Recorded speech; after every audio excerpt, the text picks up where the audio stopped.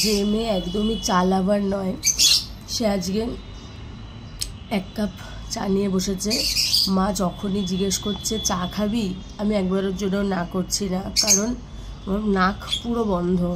কালকে সারাটা রাত ঘুমোতে পারিনি, মানে কটার সময় তখন প্রায় আজ ভোরবেলা 3:30 পৌনে 4টের সময় ঘুমিয়েছি একটুখানি, আবার 5টার সময় উঠে গেছি। ঠান্ডা লেগেছে, তাই জন্য যে মেয়ে একদমই চা লাভার নয়, মা যখনই জিজ্ঞেস করছে সোনাই চা খাবি, আমি একবারের জন্য নাই করছি না, কারণ মাথা ব্যথায় ছিঁড়ে যাচ্ছে। এদিকে ঘুম পাচ্ছে কিন্তু ঘুমোতে পারছি না, মাথা ব্যথা করছে এত।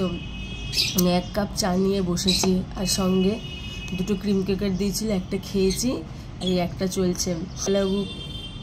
তাতে কোনো অসুবিধা নেই, কিন্তু মাথা ব্যথা হলেই আমার সব শেষ। মাথা ব্যথা না হলে আমার সব ঠিক আছে, জ্বর হলেও কোনো সমস্যা নেই, ঠান্ডা লাগলেও কোনো সমস্যা নেই, মাথা ব্যথা হলেই আমি শেষ।